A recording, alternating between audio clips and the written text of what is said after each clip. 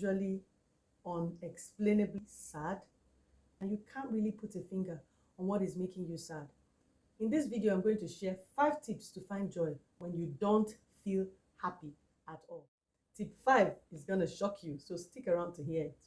1, 2, 3, 4.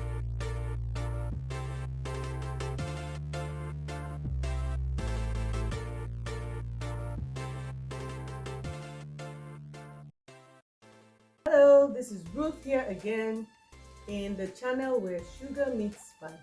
In this channel, we help you maximize your potentials without minimizing your personality, and we do that by helping you activate your dormant potentials, build an irresistible personality, and also clarify your God-given purposes. As you watch this video, please share your thoughts in the comment section. Also consider liking, sharing, and subscribing so that more people can get this video as well. Thank you, love you. Now let's get down to business. Okay, so tip 1 to help you find joy when you don't feel happy is to communicate your feelings. Communicate your feelings. You know, Les Brown once said, you can't see the picture when you're inside the frame. So you can't really understand your feelings until you bring it out. Bringing out your feelings, like talking about them, writing about them, communicating it in whatever way seems comfortable to you, is the best way to be able to scrutinize those feelings very well and understand them. You might not understand it. You might be feeling it's all muddled up and you don't even know how to put it into words. But if you can think about it and you can write about it, pour out those feelings, communicate it in writing form. You can also talk to someone about it. But most of all, what I recommend is that you talk to God about it. Unpack your feelings through communication. You need to talk about it, you need to write about it, you need to pray about it. Just bring it out of your heart. And when you bring it out of your heart, you're able to see it clearly for what it is. And then from there, you can be able to understand what it's doing to you and then begin to understand how to find your way out of that. Because what you don't understand, you can't deal with, you can't control. So you need to understand it so that you're able to control it. Emotions can be controlled, but the first step in learning how to control them is to understand them. And the best way to understand them is to unpack it through communication. Tip 1. Tip 2, let go of the things you cannot control. By the time you unpack your feelings, you're able to see them for what they are. You begin to understand them, and then from understanding them, you are able to tell what feelings are caused by things you can control and the ones that are caused by things you can't control. Something you cannot control, you have no power over. And if you keep on battling to try to control something that is beyond your control, it will frustrate you further and drive you deeper into that emotional pit that you are falling into. If what is making you sad is caused by maybe probably something you're listening to over and over, then let go of those things. You can't control what's going on around the world.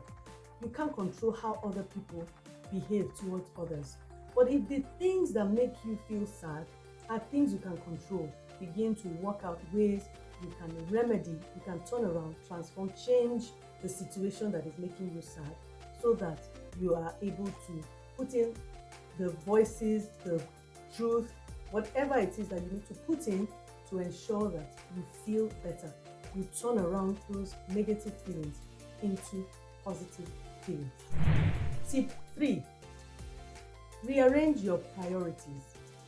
When it comes to finding joy and letting go of unhappiness, you need to understand that sometimes when our priorities are not right, you find out that you are more moody than not because you have put first the things that are not serving you, the things that are not helping you, the things that are not good for you. And when you put those things first, what happens is that you seem to like turn your life upside down.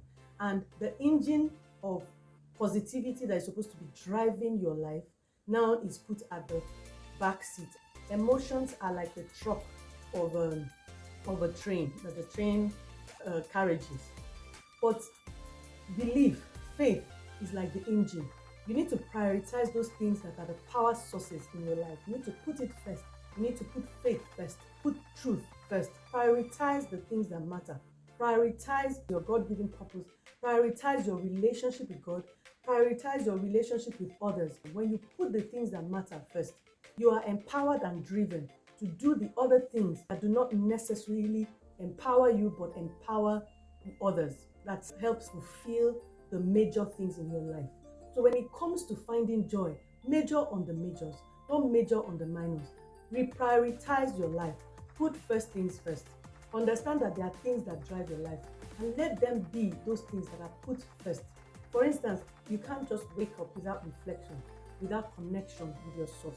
So when you wake up and you prioritize other material things than the things that are immaterial, that are more fulfilling, that are more feeling, that are more empowering, you find out that you're drained even before you start the day. So you can find joy when you find your source. You plug into the source, you will find joy. Tip 4, reach out to others.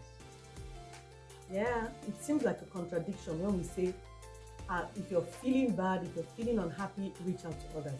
When you focus on yourself too much, what happens is that you're pumping attention to something that is already down. And when you pump attention to it, what happens is that you increase the effect, you increase the outcome. I'm not talking about don't do self-love and don't, take care of yourself and all that. But many times what we call self-love is too much introspection.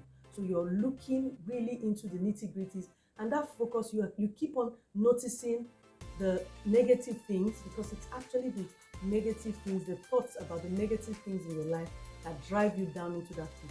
And the more you focus on your life, the more attention and the spotlight is on those things that actually drove you into that state of sadness.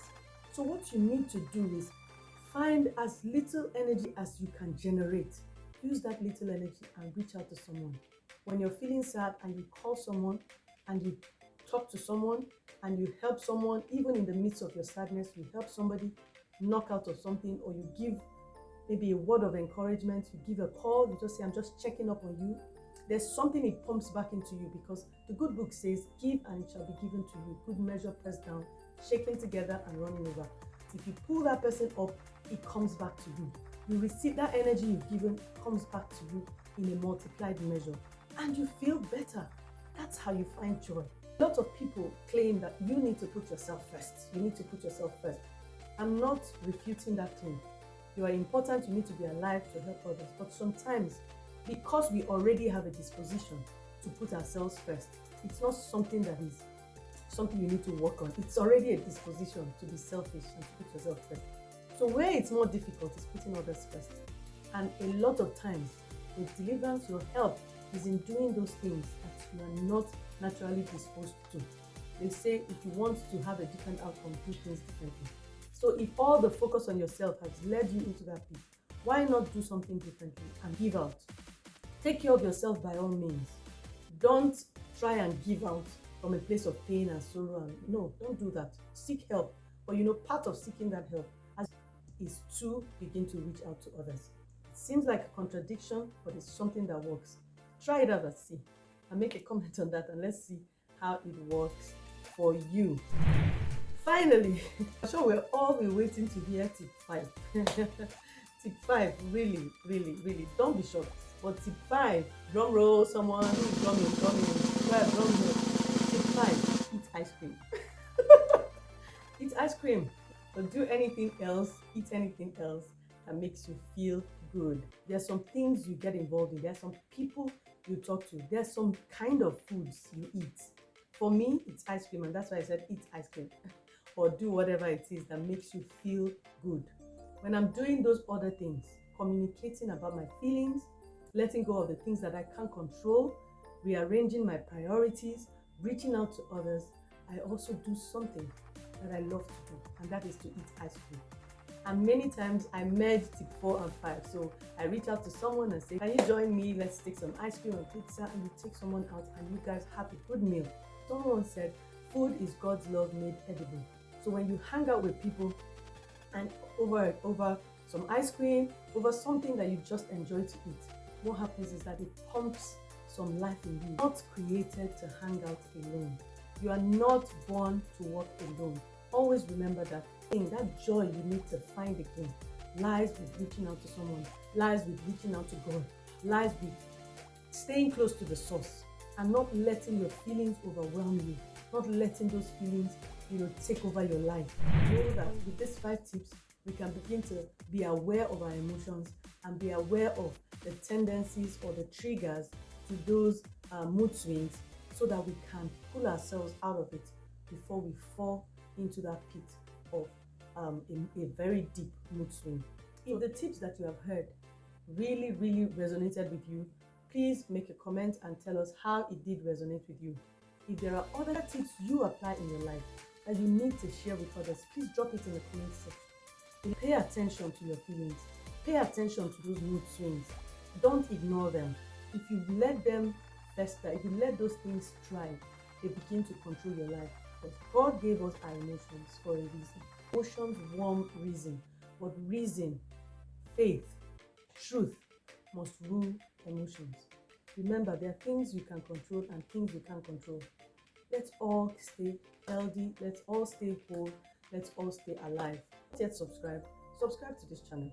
Thank you for listening. Thank you for subscribing. I love you all.